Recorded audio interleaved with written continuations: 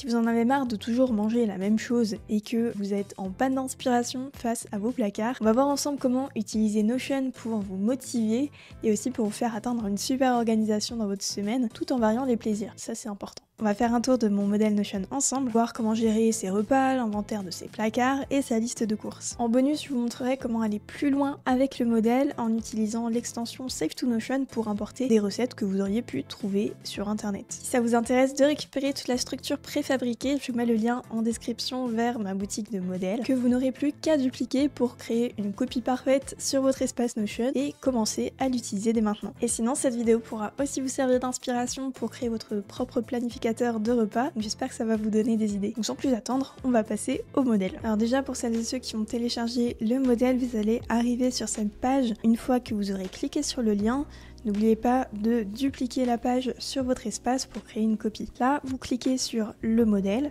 et vous accédez à tout son contenu. Alors ici, on a une page d'accueil qui a un menu déjà pour commencer, avec catégorie, recettes, les stocks et globalement ce qu'il y a, vos aliments, etc. et une liste de courses. En dessous, si on scrolle, on retrouve tout ce qui concerne la semaine en cours avec les recettes qu'on a choisies pour chaque jour, mais aussi la liste des ingrédients qu'il faut prévoir pour justement chacune de ces recettes. Je rentre pas plus dans le détail pour le moment, on va d'abord aller voir le contenu de chaque page. Donc ici, on a les catégories qui permettent de classer en fait des recettes selon si c'est, alors là par exemple c'est réconfortant, peut-être que ce sont des recettes qui nous font nous sentir bien et du coup ça permet d'aller classifier tout ça, sachant que vous pouvez aussi mettre des recettes dans plusieurs catégories. Si le tiramisu au café, c'est dans la catégorie italien, ça peut aussi se retrouver par exemple dans ma catégorie plaisir. Justement, c'est au niveau des recettes qu'on va pouvoir aller ajouter les catégories. Donc je peux cliquer sur le bouton aller aux recettes. Et ici, je retrouve toute la base avec les recettes que j'ai rentrées. Dans une recette, quand je clique dessus, on va retrouver donc la catégorie que je peux rentrer, où je peux d'ailleurs en mettre plusieurs comme je disais, en cliquant sur le plus qui est ici. Si le gratin dauphinois c'est du plaisir aussi, je peux aussi rajouter. Ensuite, je vais rajouter un temps de préparation. Ça, c'est quelque chose qui va s'afficher sur ma page d'accueil. Comme ça me donne un petit peu une idée de, je sais pas, peut-être que mardi, j'ai pas beaucoup de temps pour manger le midi. Je vais plutôt choisir une recette qui met 10 minutes à faire. Ensuite, par rapport aux ingrédients que j'aurais rentrés juste en dessous, on me fait un compte du nombre d'ingrédients nécessaires et aussi de ceux que je possède déjà. Ça a plutôt une utilité pour se dire, ok, est-ce que je dois faire beaucoup de courses ou pas. Ensuite, on a une case à cocher à faire cette semaine qui va être importante, puisque c'est elle qui va aller classer ma recette sur la page d'accueil. Au sein de ma liste de courses, c'est aussi ça qui va permettre de remonter les ingrédients qu'il me faut et d'avoir une vue qui filtre seulement ce qu'il faut que j'achète. Après, je peux ajouter un jour de la semaine, comme on a vu sur la page d'accueil, mais aussi le moment auquel on va cuisiner ça. Maintenant, en dessous, c'est ici qu'on va retrouver les aliments. Ici, j'ai besoin de muscade, de beurre, pommes de terre, etc. Et tout ça, c'est ce qui va constituer ma liste de courses. On voit qu'il y en a qui sont pas cochés et d'autres qui le sont.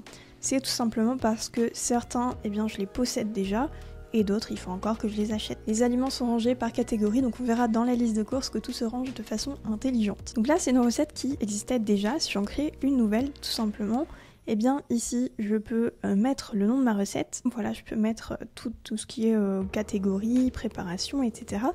Et dans les aliments, je vais pouvoir cliquer sur ajouter aliments. Et là, je vais chercher, par exemple, des pommes pour un crumble aux pommes. Ensuite, sur la loupe, je vais pouvoir aller chercher mes autres ingrédients qu'il me faut pour la recette jusqu'à ce qu'il y ait globalement tout ce qu'il me faut. Si besoin, je peux aussi prendre des notes et ajouter la quantité, les étapes de préparation, etc. si j'ai envie de me noter ce qu'il faut que je fasse. Et également, si je veux que mon image apparaisse ici parmi la galerie et que ce ne soit pas que le texte, ici, je peux ajouter un bloc image et soit j'importe mes propres images, soit il y a aussi Unsplash qui peut permettre de trouver des images assez facilement et tout simplement d'avoir des choses un peu esthétiques à montrer sur la couverture. Donc là j'ai ajouté une recette, j'en ai plein d'autres que j'ai ajouté justement à ce que je veux faire cette semaine. Maintenant si je retourne sur la page d'accueil du planificateur de repas, ici je peux aller chercher directement dans aliments et stocks pour pouvoir trouver tous les aliments qui sont déjà rentrés. D'ailleurs pour ceux qui prennent le modèle, vous avez déjà une grande liste qui est remplie de plein d'ingrédients qui peut vous aider à démarrer. Pour chaque ingrédient, vous retrouverez dans combien de recettes est-ce qu'ils sont présents. Si vous avez d'autres aliments que vous voulez rentrer, eh bien tout simplement vous allez dans la catégorie par exemple fruits et légumes, et soit vous cliquez sur le plus ici, créer une page, soit vous cliquez sur nouveau et tout simplement vous tapez, hop, asperges. Et peut-être que j'en possède déjà, donc je coche la case. Donc si vous partez avec le modèle, ce que je peux vous conseiller de faire dès le début, c'est de justement partir de cette liste des aliments et des stocks. Vous faites un petit tour de vos placards et vous notez ce que vous avez déjà. Maintenant, l'étape suivante, c'est du coup d'aller faire ses courses pour, tout simplement avoir de quoi cuisiner. Donc là, vous avez une page, liste de courses, sur laquelle quand vous cliquez, eh bien vous avez tous les éléments qui sont nécessaires pour les recettes de la semaine, en tout cas ceux que vous avez sélectionnés. Comme pour la page aliments et stocks, eh bien vous avez tout qui est séparé par catégorie pour que quand vous faites vos courses, ce soit plus pratique de vous dire je vais au rayon fromage et produits frais et je prends tout ce qu'il me faut. Une fois que vous avez mis tout ça dans votre panier, vous pouvez cliquer sur déjà posséder, comme ça se met comme étant dans votre placard. Et ça vous indique également pour quelle recette est-ce que vous en avez besoin. Il ne faut pas hésiter non plus à télécharger l'application Notion pour mettre cette base de données sur votre téléphone. Je pense que quand vous faites vos courses, ce sera beaucoup plus pratique. Dans cette liste de courses, vous avez 2 boutons qui peuvent aussi vous permettre d'automatiser certaines choses, comme par exemple de réinitialiser les placards de cette semaine. C'est-à-dire qu'en fin de semaine, une fois que vous avez tout utilisé, vous pouvez cliquer sur réinitialiser et tout ce qui était dans déjà possédé a été décoché, comme ça c'est comme si vous ne les aviez plus. Maintenant revenons à la gestion hebdomadaire de vos recettes. Donc là je suis de retour sur la page d'accueil. Ici vous avez un Kanban qui est divisé entre chaque jour de la semaine pour pouvoir tout simplement les drag and drop au fur et à mesure que vous voulez les positionner à tel ou tel endroit. À savoir que si je réinitialise la semaine pour qu'on se mette en condition, ça va m'enlever toutes mes recettes de la semaine. Et là, je vais pouvoir retrouver à nouveau dans recettes. Je vais cocher certaines recettes comme étant à faire cette semaine. Et quand je retourne sur ma page d'accueil, elles se rangent toutes par défaut dans à définir. Alors ici, je peux dire que mes pâtes au roquefort et brocolis, c'est pour le déjeuner du lundi. Hop, ça c'est mardi, ça c'est pour le dîner, etc. Et puis une fois que vous avez tout cuisiné et qu'on est dimanche, que vous replanifiez la semaine suivante, vous réinitialisez la semaine comme j'ai fait juste avant. Et du coup, votre liste des ingrédients à avoir se réinitialise aussi et se met à jour par rapport aux ingrédients de la semaine. Donc voilà, il n'y a rien de plus compliqué, le reste est tout automatisé pour vous avec des formules, des filtres, etc. Alors dans l'introduction, je vous avais parlé d'importer des recettes avec Save to Notion. Et ça va justement être notre prochain point. Donc ici je me trouve sur un site de recettes très connu sur lequel je vais ouvrir l'extension Save to Notion. Ce qui va m'intéresser sur cette page, c'est plusieurs informations comme par exemple les photos, peut-être le temps de préparation et surtout les ingrédients. Tout ça c'est ce qui va me permettre de créer ma fiche recette et donc de remplir mon modèle avec du contenu. J'ai déjà actuellement un formulaire pour vous montrer à quoi ça ressemble. Où ici, je peux mettre le nom de la recette, l'image, et en fait je vais pouvoir remplir les différents ingrédients et je peux même chercher par exemple les pommes. Donc en fait je vais aller chercher les différentes entrées qui sont dans ma base de données d'aliments et ensuite je vais voir le temps de préparation.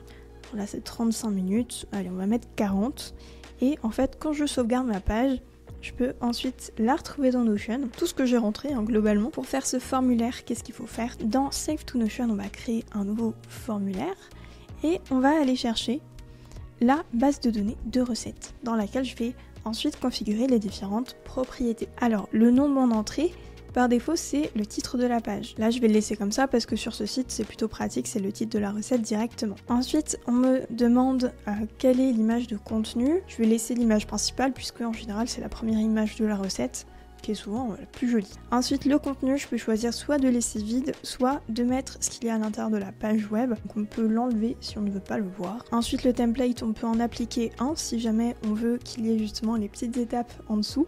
Et pour le reste, je vais aller dans Add New Fields et surtout je vais aller ajouter les aliments parce que ça c'est quelque chose que je veux remplir. Je vais ajouter aussi, alors peut-être la catégorie, c'est quelque chose que j'avais pas tout à l'heure. Et ensuite, le temps de préparation, comme ça c'est aussi quelque chose que je remplis quand j'ajoute ma recette. Pour les infos que j'ai pas forcément besoin de voir, je peux cliquer par exemple sur Template et le cacher, comme ça j'ai pas besoin de le re-remplir ou de le voir dès que j'ajoute une recette.